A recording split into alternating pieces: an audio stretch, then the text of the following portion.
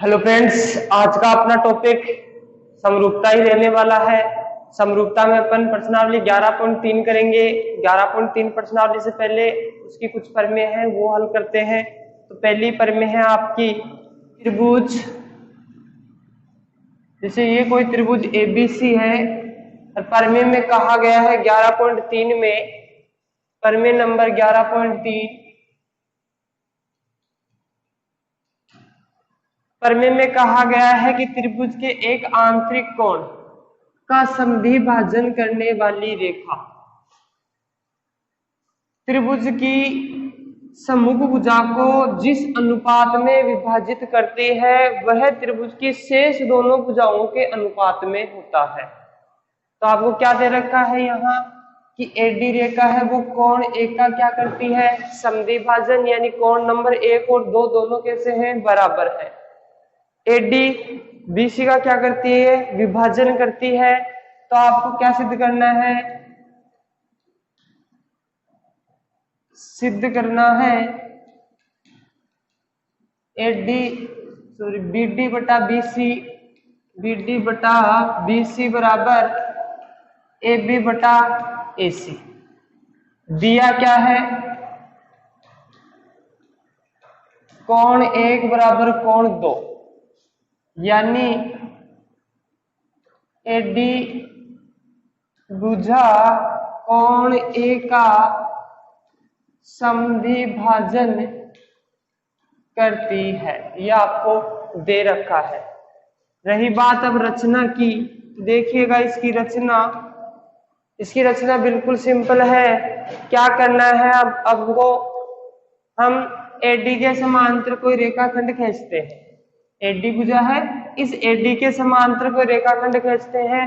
तो एडी के समांतर ये वाला रेखाखंड आपने रचना कर ली। तो रचना क्या की, एडी समांतर, अगर इसको अपन आगे बढ़ाते हैं तो कहाँ मिलता है, ये ई पर मिलता है। तो एडी समांतर कौन सी रेखा हो गई, ईसी रेखा। एडी समांतर ईसी का निर्माण किया।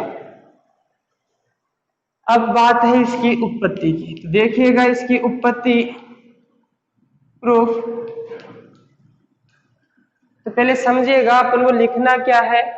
देखो अपन को लिखना क्या है, 1 और 2 कोण बराबर है और अपनी भुजा एडी और भुजा ईसी दोनों समांतर है। समांतर रेखा ये दोनों, और इनको ये तिर्यक रेखा काट रही है। तो आप लोगों ने समांतर रेखाओं की परिभाषा में पढ़ा है, जब दो सरल रेखाओं को कोई तिर्यक रेखा काटती है तो बनने वाले एकांतर कोण बराबर होते हैं, संगत कोण बराबर होते हैं, और एक की तरफ बनने वाले अंतः कोणों का योग 180 डिग्री होता है। तो अपन यहाँ प्रयोग किसका करेंगे, ये दो समांतर रेखा हो गई, इनको ये ऐसे एक तिर्यक रेखा काट रही है, तो बनने वाला ये कोण और ये कोण कैसे कोण हुए, एकांतर कोण। तो इसको नाम देते हैं 3। तो 2 और 3 कैसे कोण है, एकांतर कोण है, और एकांतर कोण कैसे होते हैं, बराबर होते हैं। तो ये दोनों कोण बराबर हो जाएंगे। साथ ही साथ ये इन्हीं दोनों समांतर रेखाओं को ये बी ई एक तिर्यक रेखा काट रही है, एडी, और इसी समांतर रेखा को बीई एक तिर्यक रेखा काट रही है। तो देखो ये वाला कोण दोनों समांतर रेखाओं के एक की तरफ बनने वाले कोण, यानी कोण 1 और ये कोण नाम देते हैं 4। तो 1 और 4 कैसे कोण हो गए, संगत कोण। एक की तरफ बन रहे, चाहे ऊपर ऊपर वाले हो चाहे दोनों नीचे नीचे वाले कोण, संगत कोण आपस में कैसे होते हैं, बराबर। तो 2 बराबर 3 आ गया, 1 बराबर 4 कोण आ गया। तो अगर आपको ये कोण समझ में आ गया तो ये प्रमेय बिल्कुल सिंपल है, हल हो जाएगी।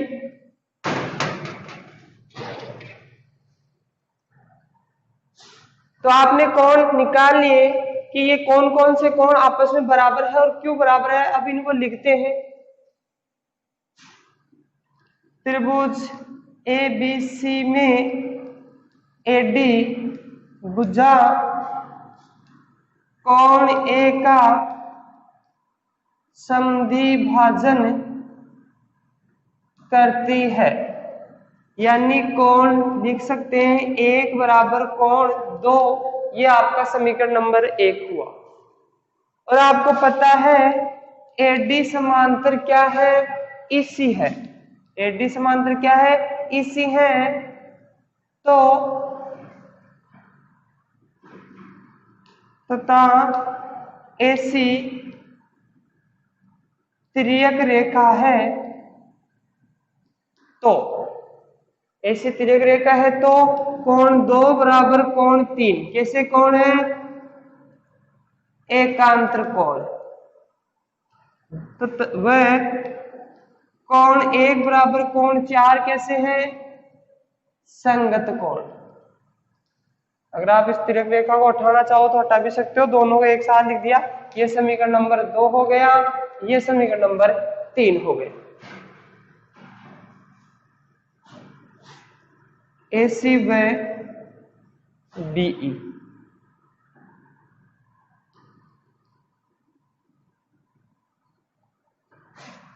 त्रिभुज एबीसी में एडी भुजा कोण एक का समद्विभाजन करती है, तो कोण 1 बराबर 2 प्राप्त हुआ। साथ ही एडी समांतर ईसी है, एडी और ईसी दोनों समांतर है रचना से, तथा एसी व बीई, एसी ये वाली और बीई ये वाली भुजा क्या करती है, इन दोनों समांतर रेखाओं का विभाजन करती है, प्रतिच्छेद करती है। तो एसी व बीई क्या है, तिर्यक रेखा है। तो कोण 2 बराबर 3, ये 2 और 3 बराबर हुआ, क्यों, क्योंकि एकांतर कोण है, देखो जेड आकृति बन रही है।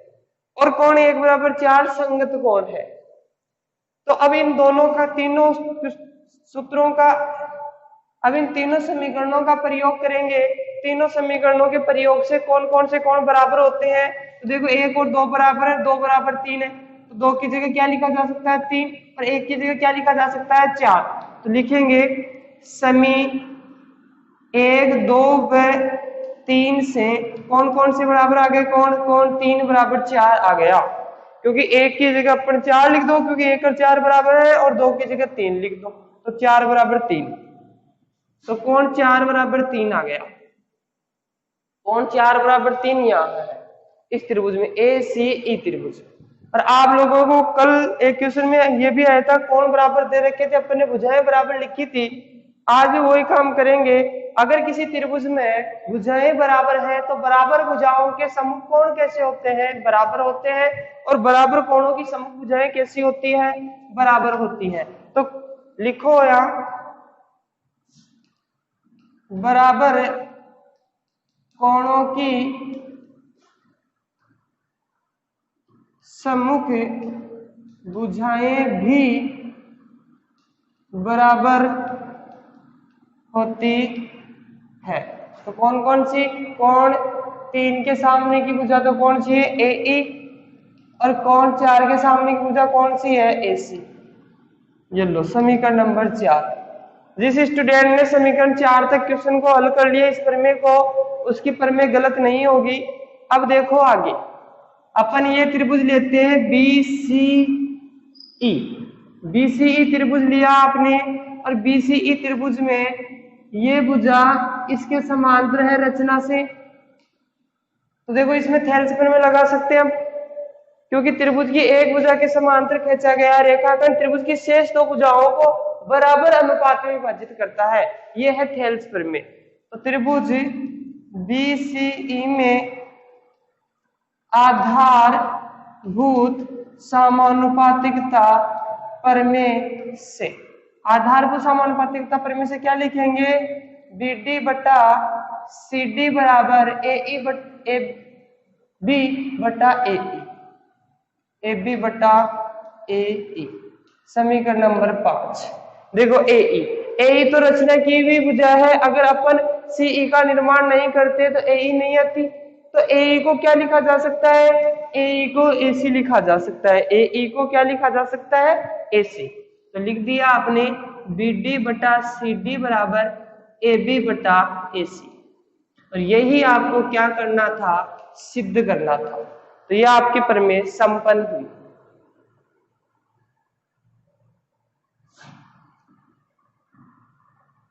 बिल्कुल सरल प्रमेय है और इसी प्रमेय का विलोम है। इसमें देखो क्या कर रखा है, जैसे कल आपने देखा था थेल्स प्रमेय में भुजा समांतर थी तो शेष दो भुजाओं के अनुपात प्राप्त हो रहे थे, और शेष दो भुजाओं के अनुपात आपको बराबर दे रखे थे तो भुजाएं समांतर प्राप्त हो रही थी। यहाँ अभी आपने जो प्रमेय सिद्ध की उसमें कोण का विभाजन दिया हुआ था, कोण समद्विभाजन कर रहा है तो सम्मुख भुजा का विभाजन त्रिभुज की शेष दो भुजाओं के अनुपात में होगा। यहाँ उल्टा दे रखा है, यहाँ उल्टा क्या दे रखा है, त्रिभुज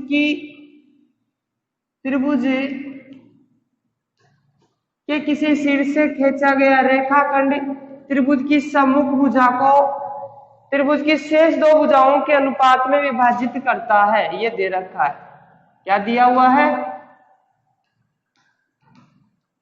इसको नाम अगर अपन डी देते हैं तो अपन को दे रखा है ए बी बटा ए सी बराबर बी डी बटा सी डी, और सिद्ध करना है। सिद्ध क्या करना है, एडी कोण ए का समद्विभाजन करती है, तो कोण एक बराबर कोण दो, यह आपको क्या करना है, सिद्ध करना है। अब रही बात इसकी रचना की, तो रचना क्या करते हैं, इसमें रचना करते हैं AC बराबर AE खींचेंगे, AC बराबर क्या खींचेंगे, AE, तो AC बराबर AE का निर्माण किया, AC बराबर AE का निर्माण किया, क्योंकि अभी आपने इससे पहले वाली प्रमेय में देखा था आपने AC बराबर AE सिद्ध किया था। तो यहाँ जो आपने सिद्ध किया लास्ट में वो जो भुजाओं में संबंध निकाला था वो यहाँ रचना कर ली। अब इस ई बिंदु को सी से मिला देंगे। अब देखिएगा उत्पत्ति करते हैं इसकी,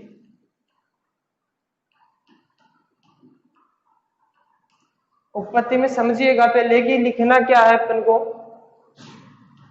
आपकी भुजा ए इस त्रिभुज की और त्रिभुज की भुजा AC, ये दोनों भुजाएं कैसी है, बराबर है, और आप लोग जानते हैं बराबर भुजाओं के समूह कोण कैसे होते हैं, बराबर होते हैं। तो इस भुजा का समूह कोण ये, तो इस भुजा का समूह कोण ये, इस भुजा का समूह कोण ये नंबर 3 और इस भुजा का समूह कोण नंबर 4, यानी कोण 3 और 4 कैसे होंगे, बराबर होंगे। तो लिखेंगे त्रिभुज ACE में AC बराबर AE है तो कोण 3 बराबर कोण 4, या लिखोगे त्रिभुज ACE में ये दो भुजा बराबर है तो हम जानते हैं बराबर भुजाओं के सम्मुख कोण कैसे होते हैं, बराबर होते हैं। तो आपके पास कौन कौन से कोण बराबर आ गए, कोण 3 बराबर कोण 4 आ गया।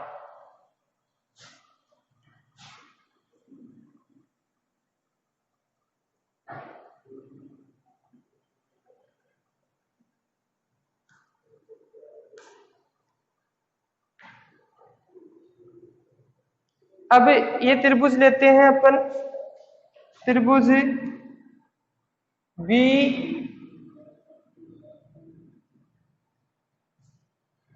जो दे रखा है ABC में, त्रिभुज ABC में दिया है क्या दे रखा है, AB बटा AC बराबर BD बटा CD। आपको AB बटा AC बराबर BD बटा CD। अपन क्या करें, AC की जगह कौन सी भुजा लिख लें जो रचना की थी, AC की जगह क्या लिख लें, AE, तो आ जाएगा अपने पास AB बटा AE बराबर BD बटा CD। और ऐसा प्राप्त होते क्या हुआ, देखो ये भुजा और ये भुजा का अनुपात इस भुजा और इस भुजा के अनुपात के बराबर हो गया, यानी त्रिभुज आ गया आपके पास BCE में BD बटा CD बराबर BA या AB बटा AE आ रहा है। इसका मतलब AD और EC कैसी है, समांतर रेखा है। तो यहाँ आधारभूत प्रमेय का विलोम हुआ, तो लिख देंगे आधारभूत प्रमेय के विलोम से आधारभूत समानुपातिकता प्रमेय के विलोम से आधारभूत समानुपातिकता प्रमेय के विलोम से क्या प्राप्त हुआ? AD समांतर EC। और अगर आपने AD समांतर EC ज्ञात कर लिया तो आगे का लिखना अब बिल्कुल सिंपल है, यानी कि ये वाली भुजा और ये वाली भुजा दोनों आपस में कैसी है? समांतर है। अब समांतर रेखाओं को ये तिर्यक रेखा काट रही है तो ये एकांतर कोण कैसे होंगे? बराबर होंगे। तो कोण 2 बराबर कोण 3 कैसे कोण है? एकांतर कोण। तथा कोण 1 बराबर 4, कोण 1 बराबर कोण 4 कैसे कोण है? संगत कोण। अब क्या करना है? और ये दोनों भुजाएं आपने बराबर लिखी थी और बराबर भुजाओं के सम्मुख कोण कैसे होते हैं? बराबर लिखे थे। तो देखो 3 बराबर 4 है तो 3 बराबर यहाँ कितना आया? 2। तो 3 की जगह कितना लिख सकते हैं अपन? 2। और 4 की जगह कितना लिख सकते हैं? 1। तो समीकरण 1, ये समीकरण 2 और ये समीकरण नंबर 3। समीकरण 1, 2 तथा 3 से क्या प्राप्त हुआ? 3 की जगह क्या लिख देंगे? 2, क्योंकि 3 और 2 दोनों बराबर है। 2 और 3 दोनों कोण कैसे हैं? बराबर है। तो इस 3 की जगह क्या लिख दिया? कोण 2। और 1 की जगह कितना? 4 की जगह कितना लिख देंगे? 1। ये लो, कोण 1 और 2 कैसे हो गए? बराबर। कोण 1 बराबर 2 है, यही आपको सिद्ध करना था।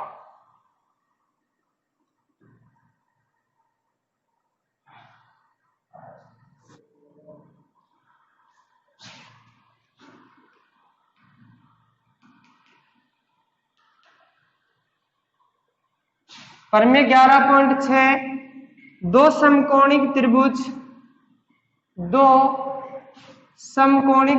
है। समकोणिक त्रिभुज वे त्रिभुज कहलाते हैं, समकोणिक त्रिभुज वे त्रिभुज कहलाते हैं जिनके संगत कोण बराबर होते हैं। तो अपने पास ABC और DE और F दो समकोणिक त्रिभुज है, यानी कोण A बराबर D है, B बराबर E है, C बराबर F है। ये दोनों कोण आपस में, तीनों कोण आपस में, तीनों संगत कोण आपस में कैसे हैं? बराबर। यानी A बराबर D, B बराबर E, C बराबर F। संगत कोण आपस में बराबर है, इसलिए दोनों त्रिभुज कैसे त्रिभुज हैं? समकोणिक त्रिभुज है। तो आपको सिद्ध करना है कि दोनों त्रिभुज समरूप होंगे। तो कल आपको बताया था दो आकृतियां समरूप कब होती है? जब उनकी संगत भुजाएं समानुपाती हो तथा संगत कोण बराबर हो। संगत कोण बराबर यहाँ दे रखे हैं, हमको यहाँ संगत भुजाओं को समानुपाती सिद्ध करना है। अगर अपन संगत भुजाओं को समानुपाती सिद्ध कर देंगे तो अपनी ये प्रमेय सिद्ध हो जाएगी। तो कोण A बराबर कोण D, कोण B बराबर कोण E और कोण C बराबर कोण F दिया हुआ है कि बराबर है।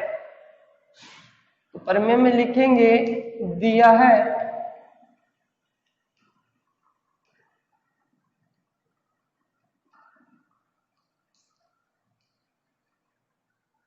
क्या दे रखा है? त्रिभुज ABC व त्रिभुज DEF कैसे हैं? समकोणिक है। समकोणिक होने का मतलब A बराबर D कोण है, B बराबर E कोण है और C बराबर कोण F है। सिद्ध करना है। सिद्ध क्या करना है? त्रिभुज ABC समरूप त्रिभुज DEF, या ये कब आएगा? जब आपके पास संगत भुजाएं समानुपाती आ जाएगी, यानी कि AB के साथ कौन सी आ जाए? DE, BC के साथ कौन सी आ जाए? EF और AC के साथ कौन सी आ जाए? DF भुजा। अगर ये अपन सिद्ध कर देंगे तो दोनों त्रिभुज क्या हो जाएंगे? समरूप हो जाएंगे। अब रही बात किसकी? रचना की। तो रचना क्या करते हैं? रचना PQ रेखा खंड इस प्रकार खींचते हैं कि ए बी बराबर पी क्यू रेखाखंड इस प्रकार खींचते हैं कि ए बी बराबर डीपी हो। ए बी बराबर तो कौन हो, डीपी, और ए सी बराबर क्या हो, ए सी बराबर डी क्यू हो।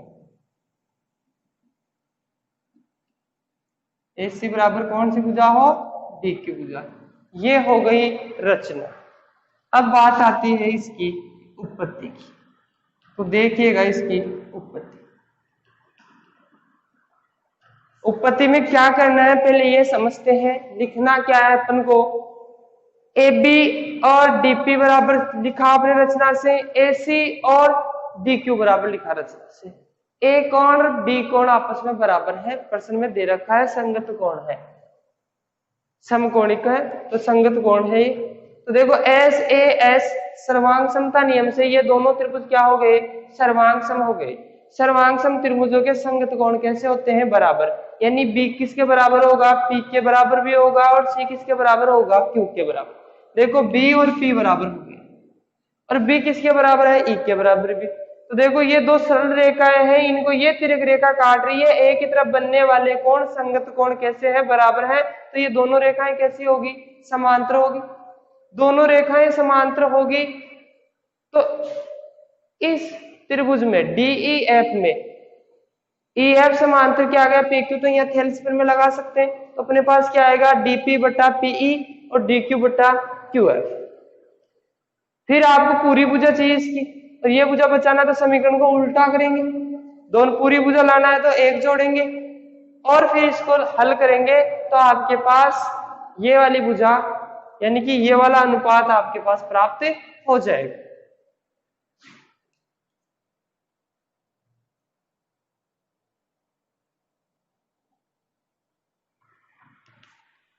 तो लिखते हैं त्रिभुज ए बी सी व त्रिभुज डी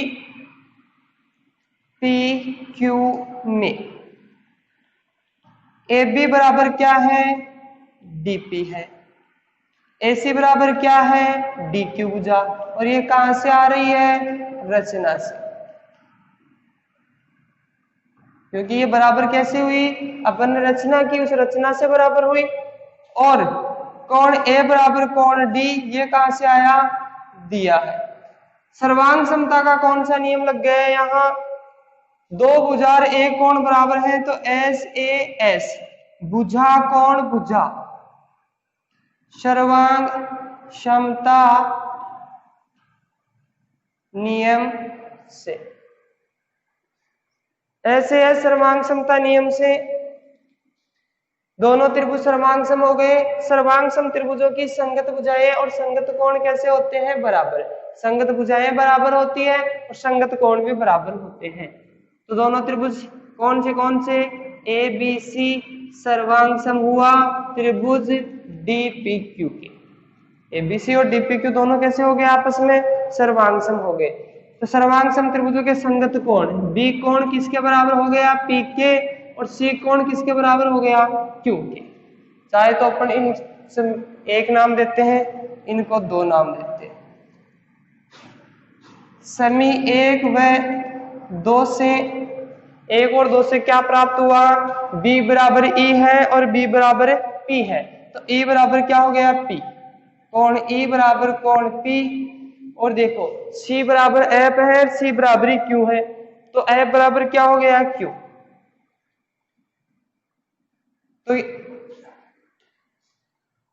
तो इनसे क्या स्पष्ट हुआ कि ये संगत कोण बराबर, इधर से ये वाले दोनों संगत कोण भी बराबर। तो ये दोनों सरल रेखाएं कैसी है, समांतर है।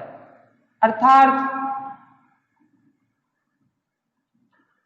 क्या हो जाएगा, PQ समांतर किसके आ जाएगी, EF के। PQ समांतर EF के आ गई, तो इसमें अपन क्या करेंगे, ये पूरा त्रिभुज लेंगे DEF और इसमें PQ समांतर EF है, तो आधारभूत समानुपातिकता प्रमेय लगाएंगे। आधारभूत समानुपातिकता प्रमेय से क्या होगा, अपने पास भुजाओं का अनुपात प्राप्त होगा। तो लिखते हैं है त्रिभुज DEF में, DEF में क्या होगा, DEF में क्या दे रखा है, PQ समांतर EF, या भी आपने सिद्ध किया PQ किसके समांतर है, EF के। तो कौन सी प्रमेय लगाएंगे, तो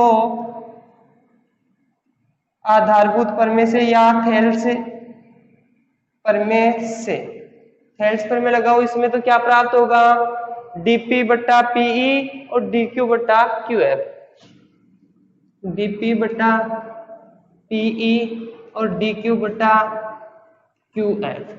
आपको चाहिए ये पूरी भुजा, क्योंकि इस पूरी भुजा के साथ में इस पूरी भुजा का संबंध चाहिए, अनुपात चाहिए। तो ये पूरी भुजा तो देखो इसके साथ है, जैसे ये भुजा आ रही है इतनी थी पूरी भुजा, कैसी है, बराबर है DP, मगर आपको चाहिए DE, और DE एक पूरी भुजा है। पूरी भुजा कब आती है, जब आप एक जोड़ते हो। तो इस समीकरण को उल्टा करेंगे और एक जोड़ेंगे, क्योंकि जैसा है वैसे के वैसे एक जोड़ेंगे तो PE बचेगा, और PE ये वाला हिस्सा है, अपन को PE नहीं चाहिए, अपन को इस पूरी भुजा के साथ DP चाहिए, ताकि अपन DP को क्या लिख दें, AB लिख दें। तो उल्टा करो, उल्टा करते हैं तो PE बटा DP, PE बटा DP और QM बटा DQ, QF बटा DQ, और उल्टा करके क्या करेंगे, अभी एक जोड़ेंगे दोनों पक्षों। तो दोनों पक्षों में क्या करते हैं, एक जोड़ते हैं।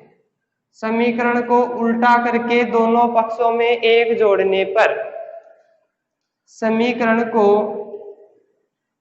उल्टा करके दोनों पक्षों में एक जोड़ने पर, समीकरण को उल्टा करके दोनों पक्षों में एक जोड़ने पर, समीकरण को उल्टा किया और दोनों पक्षों में क्या किया, एक जोड़ा। अब इसको सरल कर लो, क्या आया, PE प्लस एक को DP से गुणा करेंगे तो क्या आ जाएगा, DP बटे में क्या है, DP, और यहाँ है QF,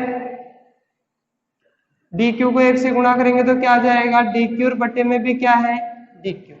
PE और DP, PE और DP जोड़ो, कौन सी भुजा आ गई, DE भुजा, बटे में कौन है, DP। QF और DQ, QF और DQ जोड़ो तो कौन सी भुजा आई, DF, बटे में क्या है, DQ।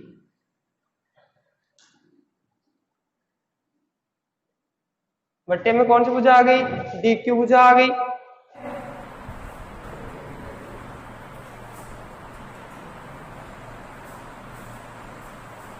इसको वापस से उल्टा करके लिखते हैं तो क्या आता है हमारे पास, DP बटा DE बराबर DQ बटा